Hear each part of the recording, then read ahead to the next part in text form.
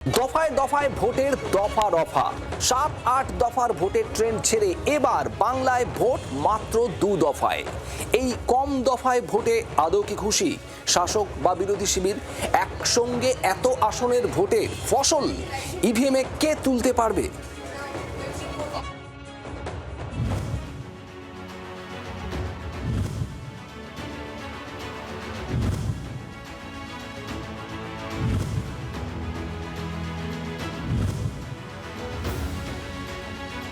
বাংলার ভোটে এবার 20 বছরের ট্রেন্ডের ইতি।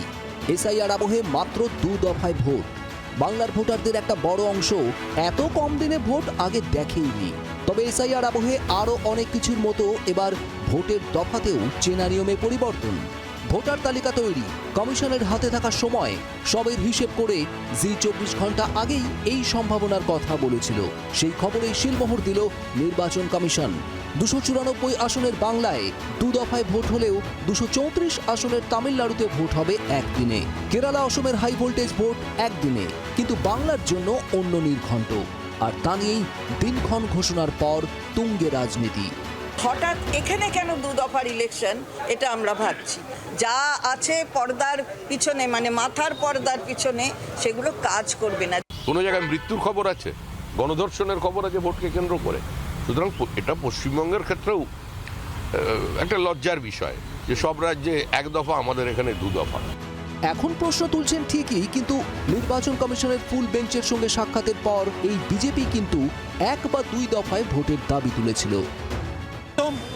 একটা ফেজ কিংবা ম্যাক্সিমাম 2টো ফেজে নির্বাচন করান। এই যে 7-8 খানা ধাপে নির্বাচন করার দরকার নেই, ঠিক না। প্রশ্ন হচ্ছে, দফা কমায় আদৌ কি কোনো সুবিধা নিতে পারবে বিরোধীরা? গত 2টো বিধানসভা নির্বাচনের কথাই যদি ধরা যায়, ভোট চলেছিল কার্যত 1 মাস ধরে। প্রথম আর শেষ দফার মধ্যে রাজনীতির ইস্যুও বদলে গিয়েছিল। এর অন্যতম উদাহরণ গত বিধানসভা নির্বাচনে শীতলকুচির ঘটনা। জোড়াপাটকি গ্রাম পঞ্চায়েতে ভোটের লাইনে বাহিনীর গুলি, মৃত্যু বদলে দিয়েছিল ভোটের হাওয়া। অনেকেই বলছেন এই সব দেখেই এবার সম্ভবত কম দফায় ভোট চেয়েছিলেন বিরোধীরা। সেদিক থেকে দেখতে গেলে তাঁদের দাবি মান্যতা পেয়েছে। বিরোধী থাকাকালীন রাজ্যে বহু দফায় ভোটের দাবি তুলত তৃণমূল কংগ্রেসও। সেই কথা টেনে এনে খোঁচা দিয়েছে সিপিএম। মমতা ব্যানার্জি যখন বামফ্রন্ট সরকার ছিল তখন বলতেন 1 দফায় নয়, অনেক দফায় করতে হবে। ইতিহাসটাকে ঝালিয়ে নিন। আমরা বলেছি দফার ব্যাপার না, আমাদের কাছে হচ্ছে অবাধ, সুষ্ঠু, নিরপেক্ষ, শান্তিপূর্ণ ভোট হবে কিনা। তবে গত কয়েক বছর ভোটে এই নিয়ে অন্য মত দেখা গিয়েছে তৃণমূলের। বাংলায় 294টা সিট, 8টা ফেজে ইলেকশন কেন? কাকে সুবিধা করে দেওয়ার জন্য? একটু তো রেশনাল থাকবে ইলেকশন কমিশন। সেদিক থেকে দফা কমায় রাজ্যের শাসক শিবিরের পুরনো দাবি অনেকটা মান্যতা পেয়েছে বলে মত রাজনৈতিক পর্যবেক্ষকদের একাংশের। তৃণমূল অবশ্য বলছে দফা নয়, সবাই ভোট দিতে পারছে কিনা সেটাই দেখার। আমরা একদিনেও তৈরি, ওদের যা ইচ্ছা আমরা তাতেই তৈরি, কারণ আমরা মানুষের সঙ্গে 12 মাস থাকি। পরিষ্কার বক্তব্য হচ্ছে একজনও বৈধ ভোটারকে বাদ দিয়ে ভোট হবে না। ভোটের দিন ঘোষণা হয়ে গিয়েছে, গণনা কবে হবে সেটাও জানা।